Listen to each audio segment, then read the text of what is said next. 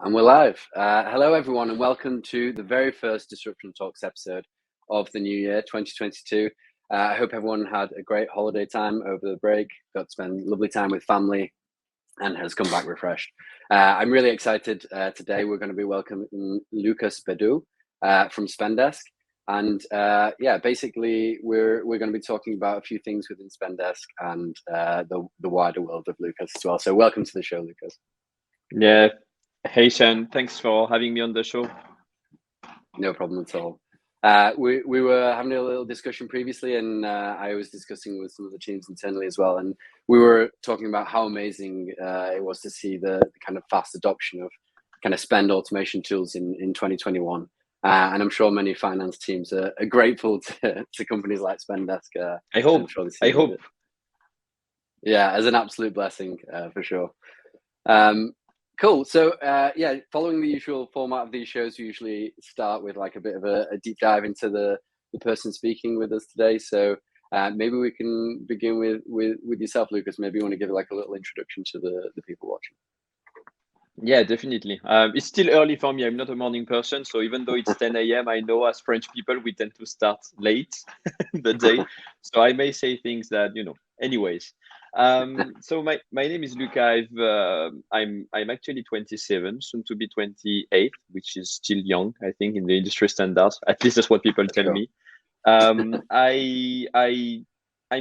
I was in school like at 17 or something, decided to, like school was enough for me, started working. And when you're 18, you're a techie guy or tech savvy and you want to start working. What do? You do either you go to McDonald's and you sell burgers, or you get interested into coding. That's what I chose. It paid more at the time. Yeah, So I was lucky enough to get hired in a few small jobs, and from small jobs to small jobs, I discovered the joys of engineering and SaaS companies. I've been working in several companies in France, and then moved to London as well, where I learned to speak English, or at least I hope. And then moved back to France because I was missing the food mostly. And joined Spendesk 5 years ago, which was probably the best decision of my life.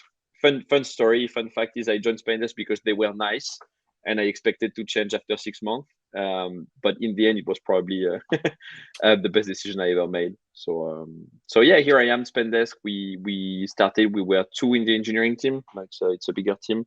So we've done the whole job all the way, from being a small company in the very small office to being a company that's sort of a leader in Europe right now. Even though we still have a lot to do. Nice. Yeah, because you started as like a full stack developer, right? And you've kind of had that technical background. So were you involved in like building the platform right from scratch? So the architecture, design, everything. Yeah, that's where I joined. That's the reason I joined Spendesk back then. I was a manager in London, and I wanted to be a developer because moving from France to the UK, you have a lot of things to think about, finding a flat, everything. So I was like, I don't want to think about anything, so I just want to do coding. And yeah, that's what I did. But then you always end up doing what you like. At least I hope so. We needed to hire some people. We needed someone to manage them. We looked at each other with the first Guillaume, who was the co-founder and CTO back then, and he told me like, I don't want to manage people. I don't know what it is. I don't know what to do. Please do it. So I did it. Oh, brilliant! And it's been kind of a whirlwind of a journey there so far, I guess. You're kind of like a head of engineering / CTO almost in the role that you're doing there. So what does the usual day look like for you in that kind of role? Yeah. A typical day would involve a lot of meetings, often too many. No coding, unfortunately. We have a big team. It's like 70 people. So I think from the moment we were like 10 or 12, I just stopped coding because you don't have time, and especially if you have a problem, you're not around to fix it. I think it's Mark Zuckerberg who said that, like, as long as you can't fix your own problem, you don't code anymore. So it's a lot of meetings. Mostly it's going to be, making sure that I'm up to date on projects. Like there are a few projects that are strategic for us that I'm following, making sure my people are well. So especially my closer team, but also what we call skip meetings. So one-on-one with, people that are reporting into people who are reporting to me, making sure that everything is fine, and a lot of cross-functional work as well, because I'm involved with of course, with the other leaders in the company, the product, sales, customer success, who of course is really involved with the technical topics as the bugs directly impact the customer success team. So there's a lot of cross-functional work as well, making sure we talk to each other, making sure we know where we are and what we do on main projects, really. For sure. So and I guess hiring. I forgot hiring. So probably the hardest thing part. I do most. Yeah, exactly. The hardest and most time-consuming part, usually. Yeah, definitely. So maybe I can touch on the hiring then, because you've grown this from like a team of 2, like you say, and you can almost consider it like your baby, basically. And I do. Essentially, like as you're growing it, and you're stepping away from like the coding generally, you have to entrust the work into to the new people that you're bringing into the company. So how difficult did you find that? I've never been through the process of starting a company from the beginning and like handing over some of the work and the trust to other people to do. How did you find that process, like stepping away from it?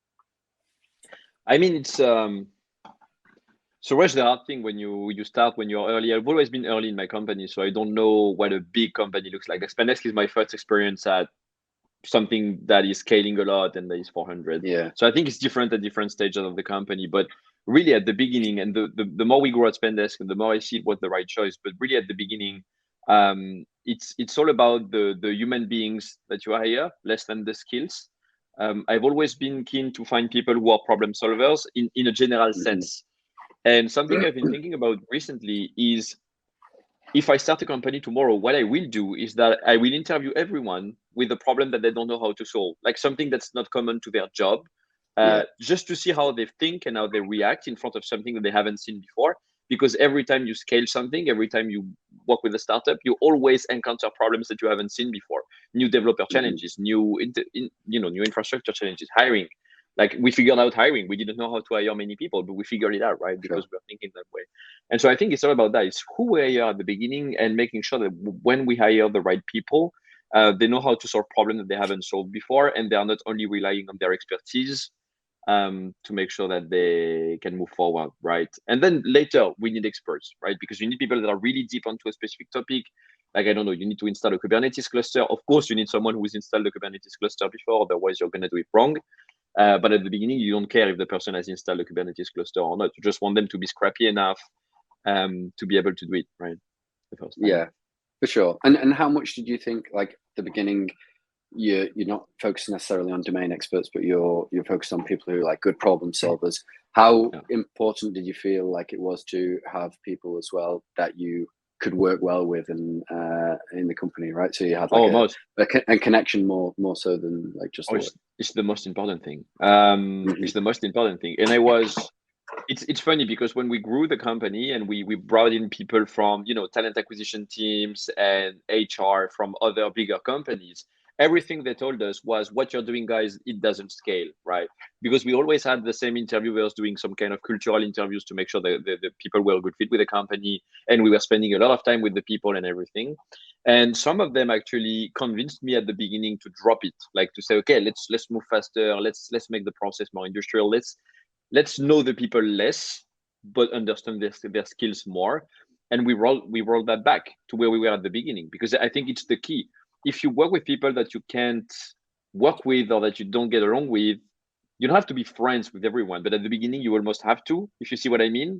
Like you need to be in a place where you have 20 people in the company, you go for lunch and you have someone sitting in the table in the middle of the office, and then you're like, I want to sit with that person, right? Whoever that is in the company.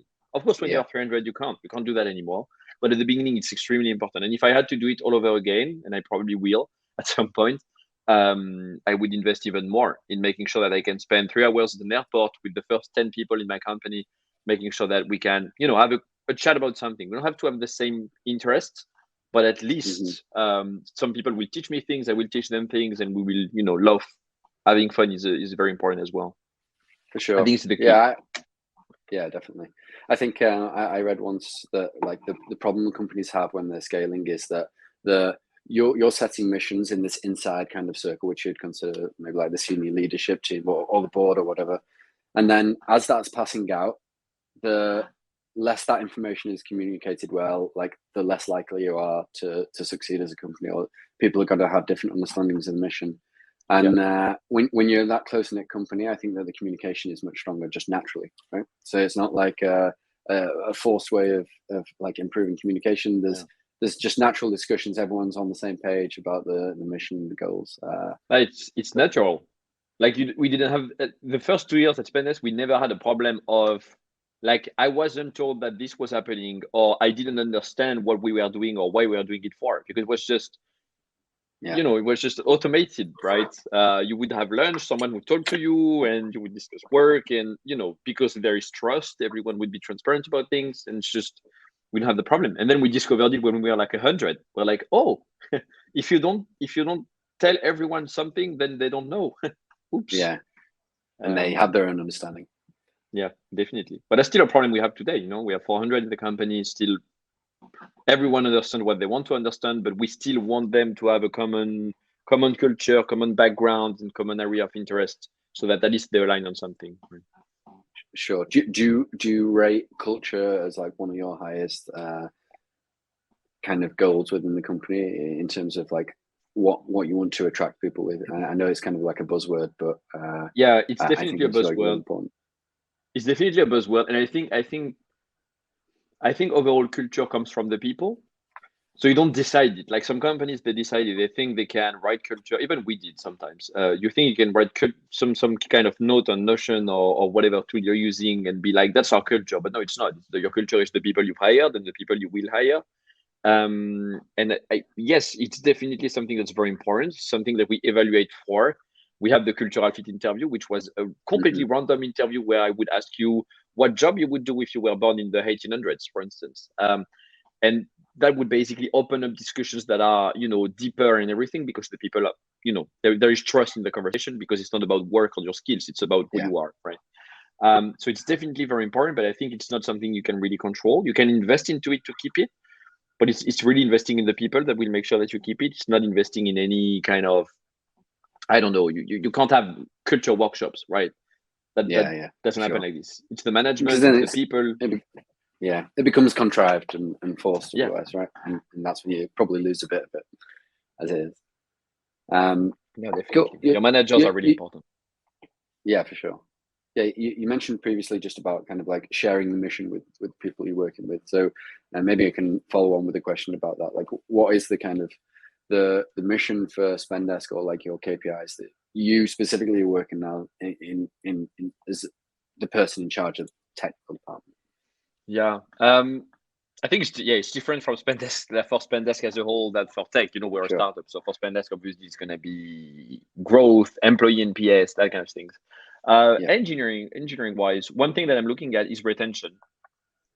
Retention is really important, because especially as we hire at scale, so we want many new people to come in. But if you have many people coming in and everyone is leaving, then it's the net new people is not that great. So retention is the first way to hire, I'm gonna say. So making sure our people stay, making sure all of them have a clear path, making sure that the most promising ones have a clear path as well. Something I don't like is like, let's hire a lot of middle managers from the external and then be like, yeah, let's go with that, because we need seniority, leadership, whereas may have some people in the team that are actually doing the job right now and may want to do it. So, making sure everyone has a growth perspective and they're happy in their job. So that's retention. Something that I'm looking at as well, it's more on the platform side. And I like this one. It's the number of bug-free sessions on the platform. So basically, we want 99.999% of our sessions to be bug-free or problem-free. Okay. And looking at this in this way, rather than, I don't want more than 10 bugs a month, or I don't want more than this. Yeah. Looking at this in this way makes it way easier to understand if your product is good or not and where you need to invest, right? Because you're going to look at it and you're going to be like, oh, I'm at 99.99. What's wrong? Oh, I have many bugs. Oh no, I have many performance issues. Oh, I have UX issues on my platform. So it's something I'm monitoring, and we have objectives based on that. So it's something I'm looking at as well. And the last one will probably be developers' productivity, CI time, build time, basically lead time in general. How much time do we take to take a Jira ticket or an idea, and then transform it into something real in production? That's something very important as well. And there are many things when you grow very fast that may break along the way, many tools that may not work anymore. And that's something that we invest a lot of time in, and we want to invest more in the future, just to make sure people are productive. So frustrating when your tool doesn't work, It's like for you, when your MacBook Pro doesn't work and you're connecting in the morning and it's slow and it's like, it's putting you in a bad mood, you're not going to do a great job, right? So we need to make sure that everyone is productive and happy and has the right tools. So it's probably the main three things that I'm looking at right now. Employee NPS obviously is important, but I'd rather have qualitative surveys rather than just a number, because a number is, someone can be like 9 out of 10 and then leave the month after. So qualitative is better. But the employee surveys in general. So retention, book percentage, and productivity of the engineering team. Yeah. Okay. So can we deep dive into each of those quickly? So like, I think also retention is a difficult number to like quantify, right? So Netguru have also, I think I joined, we were 650 engineers. 650 team, and now we're like 920 or something like that. But retention looks higher, but it's just natural when you've got that kind of humongous growth. Like when you're growing so hard, it's so difficult to kind of retain all the talent, right? And then the numbers just look grossly inaccurate, in my opinion. So how do you really track, like, okay, what is the harmful retention to Spendesk, and how can it reduce that? I think overall, there is a saying in tech that when you grow, early people will leave because the company is not adapted to them anymore. I think it's part true and part false, because you can always find some way in which they have freedom, right? Everyone likes safety. Everyone likes to have a salary, to be paid well. Everyone likes to vest their shares. The material thing about being an early employee at a startup. Everyone likes that. Just the early employees, they need freedom. They don't want an exec to tell them what to do. They don't want an exec to tell them that now you're going to use this spreadsheet and fill that thing. They don't want to do that. So I think part of the job of the company is, if you want to keep that person because they bring a lot of cultural values, because they bring a lot of new ideas, because they're creative, because whatever, they are driven, because everyone likes them, you want to keep them for some reason, you can find a way to do it, as long as you're willing to sacrifice sometimes your perfect matrix organization and find a way for these people to express themselves, right? Give them a new product to test, give them a new ownership of a small squad, and ask them to build a growth team or something like this, right? Mm-hmm. So I think what I'm looking at retention is, ideally would be net zero. Like, I want 0 departures, but you always have some. That's the case. You can't have 0 because someone will be unhappy because exactly. So what I tend to look at would be, you want the people to leave to be the ones that were the most possible leavers. You never want someone who shouldn't leave, like someone who has a clear career path, clear track, who's great. You don't want them to leave, so you want to make sure they don't. But then you want to make sure that the people who leave are actually leavers, and people that would be leaving. And then you need to make sure that they are duplicated as well, something very important. So especially with fast-growing startups, we have money. So we have the money to invest in duplicates for people. When someone critical is leaving, we want to make sure that we have a succession plan as well. And that's basically what I'm gonna be tracking. Like, how many people are at risk? On these people that are at risk, how many have a succession plan that's clearly established? And if we don't have one, let's have one, right? And then make sure that we have less than probably 5 to 10% annually of departures overall. I'm not talking about mishires, because mishires are a bit different. If you want to scale hiring faster, you may have mishires. But it's always, it's always about keeping it under 5% ideally. Sometimes it goes above. I think that's really good advice, especially for people who are maybe in like a startup stage but are experiencing high growth, right? So if they're going from 5 to 20 employees, that is considered like huge growth, right, for a startup. So it's important to understand like where not to get lost in the figures, and more about like this kind of holistic overview of what's important. But you also have some people that are critical to the organization, right? Just because they know everyone, so sometimes they are the main part of the trust, right? The glue. And if that person leaves, sometimes the glue just falls apart because they don't talk to each other anymore. They don't have it's also what we need to make sure it doesn't happen. Or if it does happen, it happens in a controlled manner over a year, 6 months, and not like, I'm leaving tomorrow. Oh, okay. No, that's nice. And the second thing you mentioned was about like the book percentages in like sessions of people coming on your website. So that sounds to me like a really difficult like figure to go for, right? But you should always aim for the highest standard possible. So what makes your ability, or like your being Spendesk, what makes your ability like to be able to hit those kind of ambitious numbers? Like, what do you have in place in order to do that? Well, it's always about choice. Let's say that's your main objective. You're building a product tomorrow and you want it to be 5 nines in terms of bug-free sessions, right? Mm-hmm. You can just build one form. You build one form, you fix the 2 bugs you can have on the form, and then everyone is going to use your form. It's going to work, right? Yeah. When you use WhatsApp, every message that you send, it works, right? So Mm-hmm. I think you can say you have 99.99% of WhatsApp bug-free sessions, right? So it's a lot about making sure that you do a few things, but you do them right? Don't do everything at the same time, otherwise it doesn't work. And that's basically what we did at the beginning. We did everything at the same time. Let's put one developer on one feature. So we build 4 features at the same time. Yeah, fantastic. Then you have 4 buggy features. So that doesn't work. So it's all about making sure that you prioritize, making sure that you just do what's essential and do it right? And do it in a small way. You don't need a very big feature with everything that you can configure at the beginning. Yes, you have 5 customers asking for it, but that's fine, right? Because they're going to try the first one, and then you're going to see if they really need that customization level, or if they can maybe adapt their workflow a little bit, or do something in a different manner. So it's all about doing little things and doing them right. And engineering is about that in general, right? If you build a system that's too big too soon, it's going to fail. So that's probably the way we think we can achieve it. We're not there yet, but we think we can achieve it. And one of the main things we invest in is as well is monitoring. So you said it's a really ambitious goal, but it's also really ambitious to track.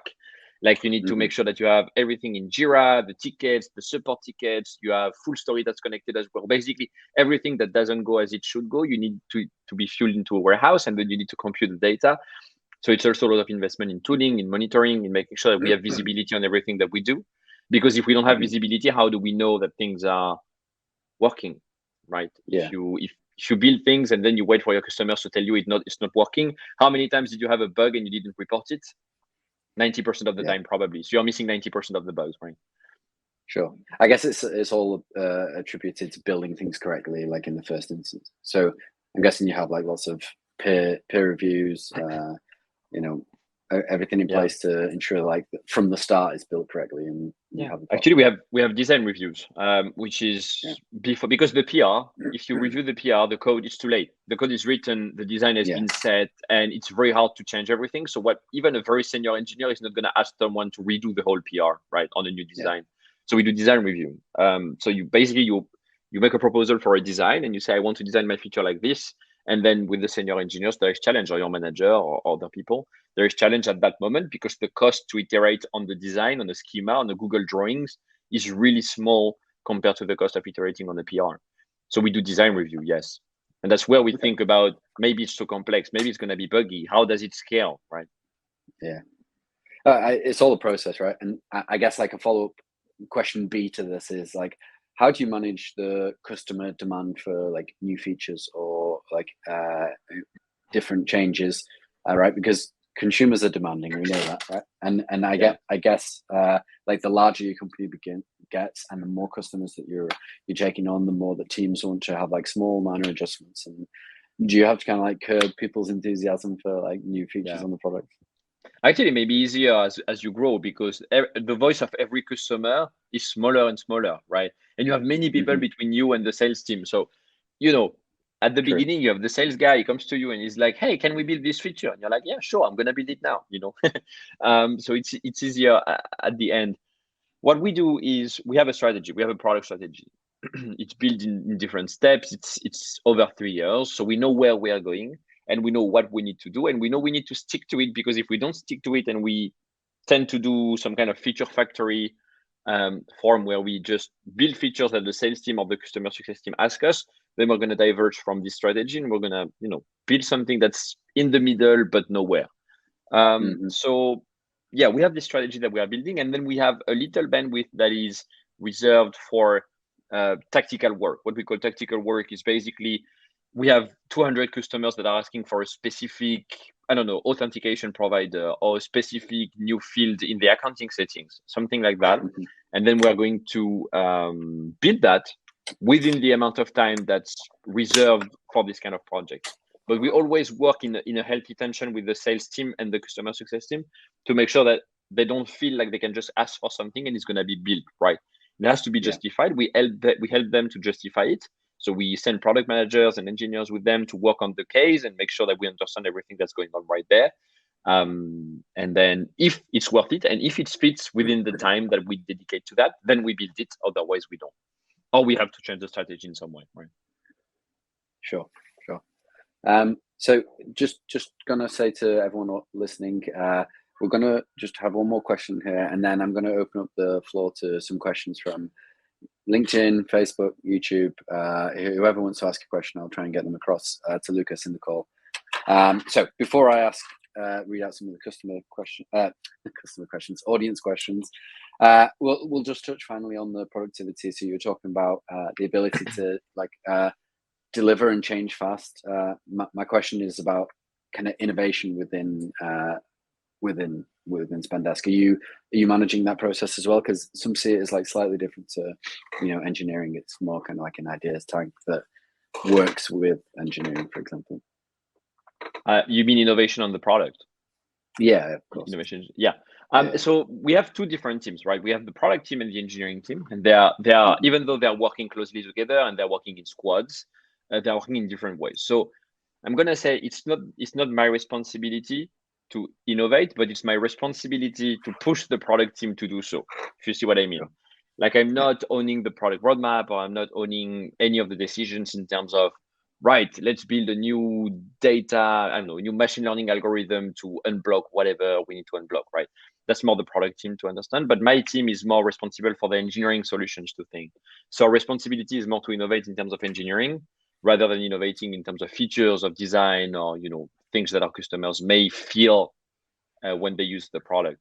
So it's more about making sure we offer the right solution, making sure that we offer the right advice as well. So if a product manager says, no, I don't think we can, I don't think we can detect that kind of fraud in the product, maybe our team can say, yes, we can. Actually, we have the data set. We just need to build the model. It's going to last, it's going to take us, 5 days. We can do it, but it's 5 days. So our role is more as an advisory to the product managers, to the product designers, to the product leadership as well, rather than a driver for innovation. And then we are, of course, the people who implement innovation. So once we decide we want to innovate into something, then we are the one that make it possible. Sometimes we fail, especially with data, machine learning algorithms. Sometimes it's harder because you may not have the right data set. You may have been overestimating your capability to build something complex, especially around like reading documents and parsing information, like finding the supplier out of a ticket is actually really hard. Even though it may seem easy to us humans. So it's also our responsibility to succeed in doing it. But yeah, that's how it works at Spendesk, at least. I have someone I can introduce you to who's very good at that kind of stuff. Right. Cool. All right, let's ask a couple of questions just before we move on to like the professionals prism work. So we have a question from Sophia, and she asks, you mentioned that you don't code anymore. But what was the biggest technical challenge that you've experienced during your development of the product? What did you learn from solving this challenge? Wow, there are so many in 5 years. I think the biggest technical challenge is probably when we realized that the product wasn't performing as it should have performed. Mm-hmm. And usually when you have a performance issue, you just deep dive, right? So you sit at the table, you open your computer, and you start opening your Datadog dashboards, everything, and you start looking at like what's failing. And the devs did that. So they looked at the performance issues and they were like, we don't really know. Maybe it's that service, maybe it's that database. And so we looked at it together with Guillaume, who was the CTO and founder, and we sit together at the table. I remember in our kitchen, and we were like, that's okay, we'll do it, right? And so we looked at it and we realized that the major performance issues, we had like 5, 6, 7 seconds page loads on main pages of the product, which is way too much. And we were looking at it and we realized that it wasn't just one thing, it was just everything was starting to subperform, right? And so we were looking at a code base of 2 or 3 million lines, looking at every SQL queries, and we had like 150 SQL queries that were underperforming. And all of them were underperforming because they were too big, because the models were too complex. And we looked at each other and we realized like, okay, that's not one performance issue that we have. It's just the whole code base that is starting to be too big, right? And the designs that we had earlier, they don't work anymore. And I think that's probably the main challenge that we had. And we managed to fix it. We dedicated a task force. So it was 9 people over a month, if I remember, like 9 people over a month that were working on fixing the performance issues because it was critical for us. With catch up every morning, catch up every afternoon, just to make sure everyone was focused and we helped and we fixed the things little by little. And I think what we learned from that is probably that we looked at it too late. We had the monitoring, we had the information, we knew how the code base was built, but we waited for the customers to complain, and we waited for them to complain a lot, like emails that would say, I'm going to leave if you don't fix it, or it's becoming unusable. And I had a call with a customer who told me, like, I just can't use your platform. And that's when we realized it. I think the biggest learning is that it's just don't wait for your customers to tell you that it's not working, like monitor it. You have tools that are extraordinary today, like Datadog, you can do everything with it. Monitor it. We could have known, right? So you kind of like built this like proactive nature, I guess, to work ahead of like the customer. And now we do it. Now we have dashboards with the median query time in each database, and we have the number of bug-free sessions, and we have the average time for the load balancer, and we have alerts everywhere. It's not hard. It's really easy to do for a SRE that knows how to use Datadog and Grafana or whatever you're using. But it's just we didn't think about doing it, right? We didn't think we needed it. But we are not immune to load problems. No one is. Yeah, I guess like the beauty of like software development or engineering is that these things happen, mistakes happen. It's all about like how you react to them, how you like build for the future. And we're kids. We're kids again, right? You think the thing can happen to you. Oh, they had load problems. Yeah, but their code was bad. Their code base was bad. Their developers are bad. No, you can have performance problems as well. Sure. Yeah. Good lesson for anyone who's listening anyway. So we talked previously about the kind of building of your team and how to pass like your mission and your goals throughout the team. Do your teams following any like specific engineering principles or any guidelines that you're saying that, okay, like I want you to be free flowing in your work, but I want you to follow this and this, like as a bare minimum? We have some guidelines that we are using. So of course we have guidelines about the way we write code and everything like everyone, but we also have more high-level guidelines and principles. That's basically how Spendesk works as a whole, right? We'd rather give guidelines to people and give big principles rather than tell them what to do and how to do things. Sure. So we have principles, things like, and this one may be hard for some people, but like readability over performance. Which may sound weird now that I've said we had performance issues, but basically I'd rather have a code that's extremely readable, easy to understand, easy to modify, than a code that is extremely hard to read and makes us win, 2 milliseconds, right?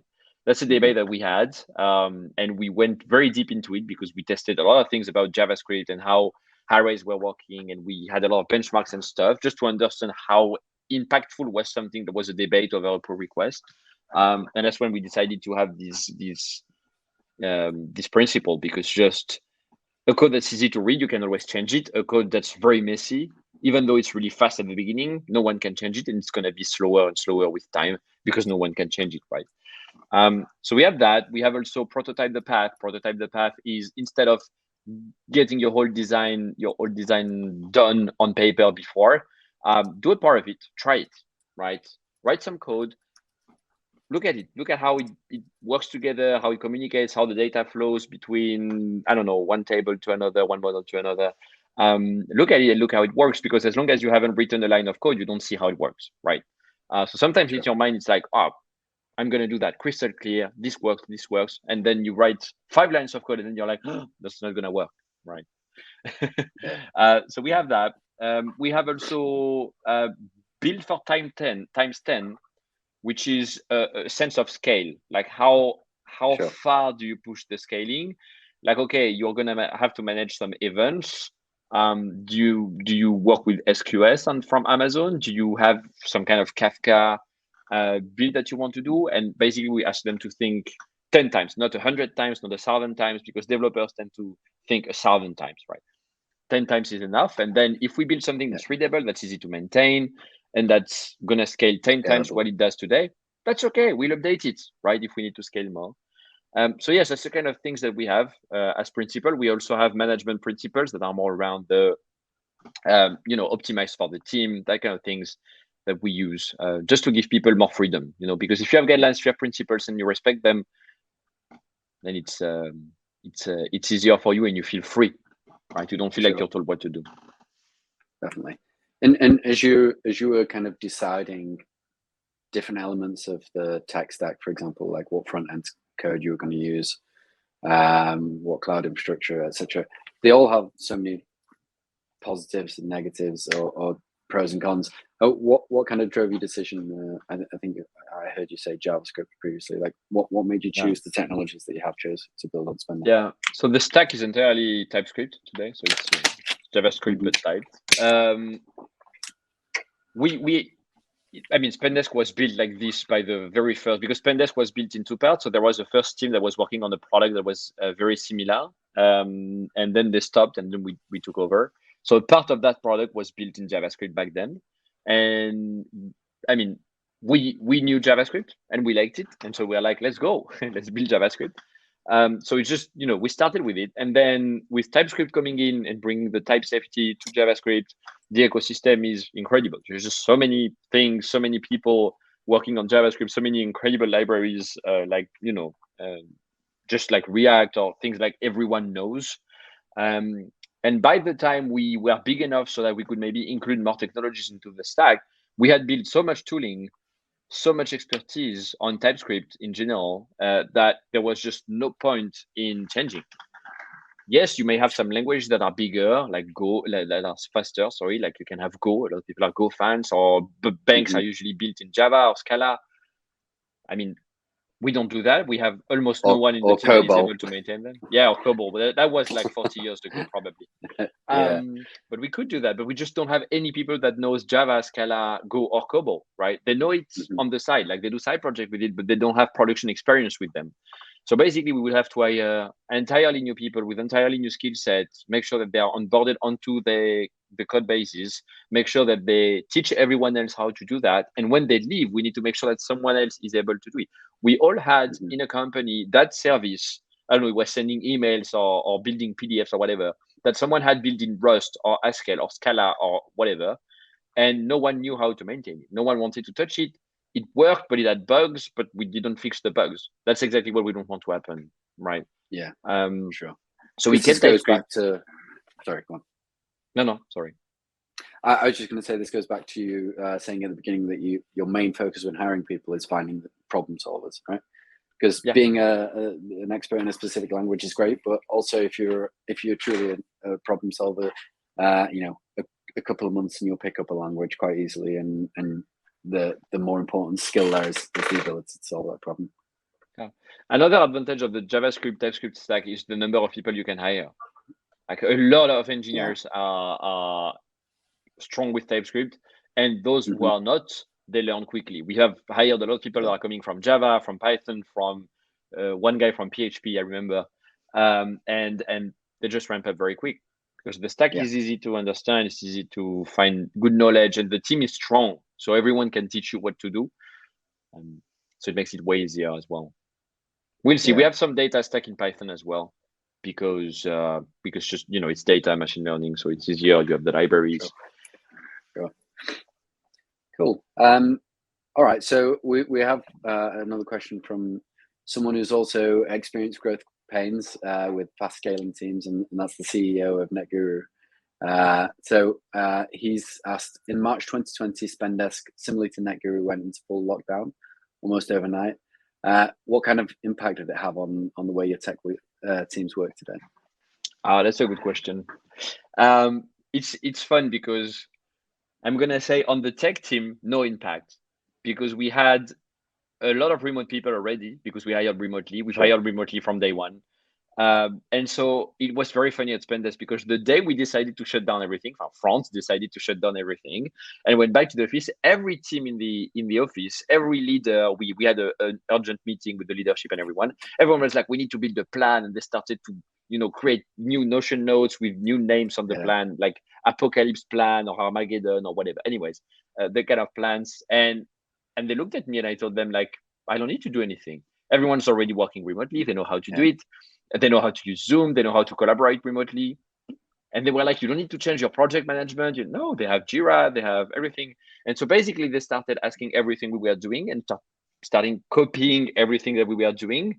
I never had as many questions from other leaders in the company as that week. So I'm going to say it didn't change anything from what we did, anything deep. But what it changed was definitely that we were okay to hire remotely more. So we were okay to say, that's not just 30% of the team who is remote, it can be 70% of the team. And we also realized how important it was to be in the office regularly. So now, compared to before, where we had like 20% of remote people and everyone in the office most of the time, but the remote people were coming when they wanted. Now we have like 70% of remote people, but everyone has to come at least every month, even though there is pandemic and COVID, and sometimes we have to, do differently. But everyone has to come every month because, and for team buildings, right? They don't come just to work. When they come in, we do team buildings, we do offsites, we do hackathons. We do a hackathon every year, a very big event where we bring everyone in. And that's the kind of thing that we're investing in more. But really, it didn't change that much. Just that everyone was at home, right? Yeah, I think the biggest hit is not generally just the work of like the teams that you have, but it's the relationships that they carry with each other. It's different. And there was trust. There was trust. Like I at no point in my life I was like, they're not gonna work. I sent an email the day before the lockdown, remember, giving them like 5 or 10 tips to better work from home, where I said, get dressed in the morning, that sort of things. And that's what I focused on. Like, how can you make it easier on people rather than how can you track them? Some people were putting in time trackers and everything. And I was like, don't do that. Like, everyone is afraid, everyone is worried, everyone doesn't know what to do, and some people won't see anyone for 3 months. Don't put a time tracker on them. Like, it's the best way to make them not work, right? Yeah. No, that's fair. I think Netguru did something similar where they said, okay, here's like some money to add to your payslip, but it's got to be spent onto like some way to improve your home setup. So yeah, that's great. We didn't do that, but we should have. Yeah, I thought it was a really nice touch. But anything, even like these tips, like what's important. I used to get out and walk my dogs each morning, and then my son when he came along as well. You have a dog, so you have to get out. Some people don't have a dog, so they had to find a reason to go out. Yeah, but it does make a difference. It's kind of like resetting the brain before you take yourself from morning at home to working at home. But just getting dressed makes a difference. Put in a shirt, I don't know, you just feel ready for work. It's different. Then you can put back your jogging, your sweatpants after, right? or shirt on the top, half sweatpants on the bottom. Yes. I think I've done that a couple of times. Okay, cool. So we've got another question from the audience from Radek Zaleski. And he asks, like, with such high demand for IT services right now, what's your solution for securing the right tech talent for Spendesk? I guess we've touched a little bit on it. I would say, like, if I could add to that question, have you seen any changes recently, like in the last kind of like 3 months, as we kind of entering into like another wave of like COVID? Have you seen any kind of difficulty or changes in that hiring process? So the fun thing is, we were able to hire through COVID quite easily, like the first lockdown, because a lot of companies were just closing, so there were just people who needed a job, and so we were hired to hire quite fast. And then from January to May 2021, zero, but zilch, like zero hire. We made zero hire, and we had a hiring plan where we needed to hire like 30 people or something. So the market was just extremely tense. No one was moving anymore because everyone was waiting for COVID to end. Now, your company is working fine. So you just wait for it to be all over. You go in holidays and then you see. And so it was very hard for us. And that's where we deep dived into our process, because when everything goes right and you're hiring, then it's fine. Everything works fine. Yes, you have things that aren't working well, but that's okay. But then when you hire 0%, that's when you start to deep dive right into your hiring process and everything. And so we started reviewing the whole thing, the whole hiring process, making sure our first touch point was of great quality, making sure we leveraged engineering managers, myself, other leaders in the company to contact people as well, because it's just way better to be contacted by someone who is in the same field of work than you are, rather than a recruiter, especially if you have 500 recruiters a day contacting you. And then having a process, and that's the most important part. That's what I've been insisting on. It's very hard to have recruiters understand that sometimes, but it's building the emotional connection with the team and with the manager. It's what's going to make the decision easy in the end for the person, right? Yes, you can optimize the package, you can optimize the time, you can optimize the number of interviews that you have, whatever. But if at the end the candidate is in front of a spreadsheet where they have your company and 5 others with pros and cons, there is always someone who's going to have more pros than you, right? You're giving that to chance.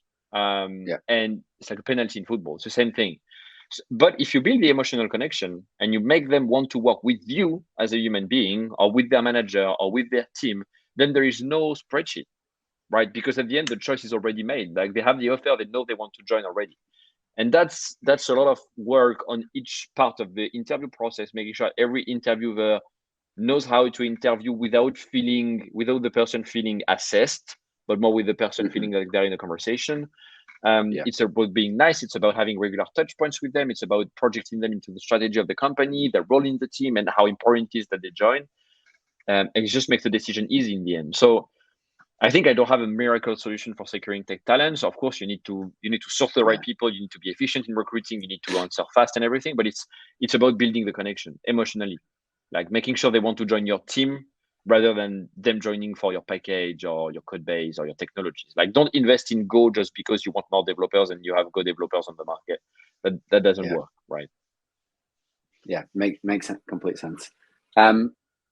So that's like the hiring, like we've covered that pretty comprehensively.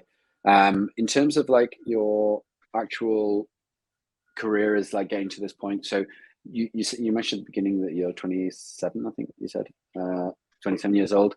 So like you've obviously progressed very quickly. Do you think there's, apart from kind of just general drive, do you think there's anything specific that you've worked on personally to be able to get yourself in such great positions so early on in your career? That's something I've given a lot of thought, actually. I'm really interested in understanding why people behave like they behave, and especially in management, it's like the diversity of profiles that you manage, whether it's cultural, whether it's just psychological, and how people react, how people work. It's extremely interesting to understand how you can motivate 2 people completely differently, and it works, right? And how, as a manager, you have to adapt. And so sometimes you look at yourself. You're like, why do I do right? Why do I do wrong? Why am I where I am? Like, why am I able to do what I'm able to do, whereas someone else may not be? Especially when you have a manager who's not performing. It's like, that's why are they not doing what I've been doing, for instance? It's very hard to do it on yourself. So I think what I've come to accept is just like, relationship to people is a good thing. The way you talk to them, the way they feel like you are saying the truth, like you're transparent. I think it's something very important, because as long as you're able to create a trust relationship really quickly with someone, when you're in an interview, when you're having a coffee, when you're drinking a beer, when you're just seeing someone at an event, it's going to help you bring the best talents in. And a lot of the success that you have is really linked to who you're working with, right? And who's helping you every day to succeed. So I think that was probably the thing that I was doing a little bit better, probably, than other people, like building that emotional connection, building that trust. And I think a good thing that helped is also being what we call outcome driven. So I'm a very pragmatic person. So basically, I don't do anything if I don't have a return on investment on that thing, which sometimes is annoying.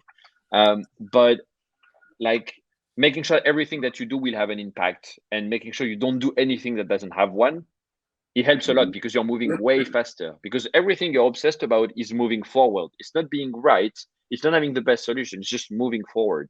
So you define your metric, you define whatever, and then you go for it. And for instance, when you're recruiting at the beginning, and a lot of things about being an early manager as a startup is, can you hire or not? If you can hire, you're going to stay the manager. If you can hire, probably someone else is going to replace you.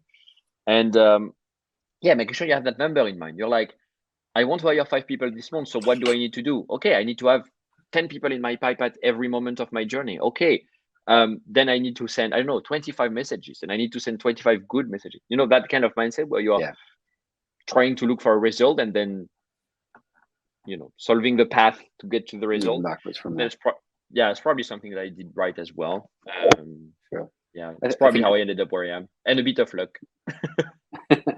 Yeah, I think like young managers and people in the creative tend to want to chase respect as like their primary goal, like respect from their peers. But I think, as you mentioned there, like delivering outcomes consistently and that kind of gains respect quicker than you can earn it through other mediums, right? So your work is almost the driver. It's always about that. I've always been in looking at famous people. You look at like Simon Sinek, I don't know, people who do talks all the time, and sometimes you're like, that's great, I would like to be as inspiring as they are. And you're like, but actually the thing I like to do, or the thing I love to do, is not being as inspiring, is having done everything that allows me to say things that are actually right. And when you focus on the way rather than focusing on the destination, you tend to be a lot faster to get there, right? You need to know where you're going. That's very important. But yeah, focusing on the path and on what's in front of you, knowing that you're going in the right direction, is just way easier rather than saying, I'm going to be Maria Carey in 5 days, right? That doesn't work. Yeah, for sure. Well, I guess on the topic of inspiring, we're coming up to the end of the session now. We ask our guests like the same question at the end of every talk, and I guess you can consider this in the category of inspiring. But if you could wave like a magic wand and you could cast a spell that allows you to provide education on a specific topic to 12-year-olds all across the world, whether it be technical or non-technical, business related, whatever, what would you want them to learn? Wow. It's not an easy one. Probably two things. Can I get two? Can I get two spells? Yes. Let me check. Yeah, we're going to allow this one. I think that the first one would probably be empathy. Okay. I'm not a very empathetic person naturally. Like that's not the way I am. But you can act like you're empathetic. You can be rationally empathetic towards people, and that's something that's very important, because being able to put yourself in the shoes of the person in front of you will be tremendous help all over your life, just to build what I talked about earlier, like the trust and making sure people see you as a transparent person. That's very important. I think that's one, and the world would be better with a little bit more empathy, I think. And the second one would probably be introspection, being able to look into who you are, what you do, what you want to do as well, rather than following whatever pre-planned path that your parents have for you, that your friends have for you. Like all your friends are engineers, so you're going to be an engineer, but basically what you want to, you want to cook bread or whatever. I think introspection is very important. Making sure you know who you are, where you are, how good you are at what you do. That's very important as well. Some people tend to think they are too good, and some people tend to think they are not good enough. So I think these are two skills that if you get them and you get started with your life, then you'll figure things out, right? Yeah. I really relate to that second one, introspection. I think like this reflection period for me, well, ever since my son was born, kind of December last year, there's been like a change inside like what I think of, like how I look at life, and I definitely kind of are going down this route for sure. Yeah, things change. Like you're like, oh, maybe it's not about that. Maybe there are things that are more important than whatever was important to me before. And thinking about what's important in your life right now also makes it way easier to be like, oh, that's annoying, but that's okay. Like work's annoying at the moment, that's okay, because I have my son, I have, I don't know, my sporting events, my passion on the side, and it's very important. And I wish many more people would be able to grasp that and would be a bit more self-aware.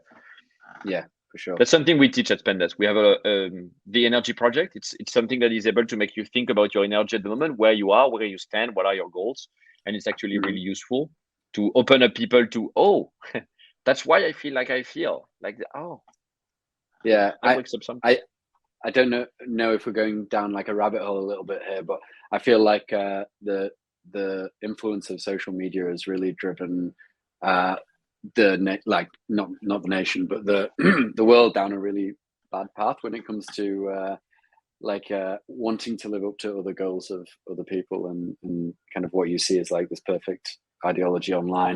It's very different to the self-reflection of like, okay, how can I live the best version of myself? Yeah, and that's why it comes down to what I said earlier about, having your focus on the path rather than wherever you want to get to. You need to know where you want to get to.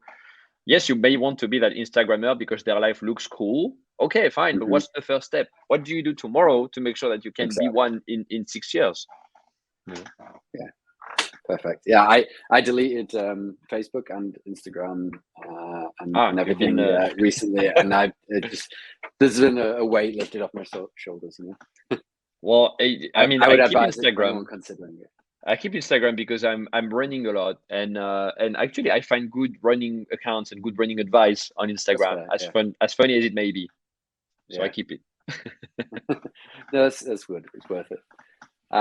Okay, perfect. So I don't know if you have anything you'd like to add at the end, apart from to if you're a business out there, go buy Spendesk's platform. No, I mean it's always a pleasure. It was a pleasure talking to you. Really, I like the question. Sometimes the questions are a bit boring, but these ones were interesting. No, definitely. I mean, of course, Spendesk is hiring. If everyone, not from Netguru, of course, but if anyone else is looking at this and you're looking for a job, or everything that I said looked interesting or familiar, it's always we're hiring everywhere. There is not a single position except and not CEO, just in France as well, where we are not hiring, and we hire everywhere. And fun fact, but good fact, is like we pay France salary everywhere. Okay. Just saying. So if you're in Romania, you get French salaries. If you're in the UK, you get UK salaries, of course, because they're bigger. But everywhere it pays less than France on average. We pay French salaries. Okay, I think for anyone listening or watching, that's a really good.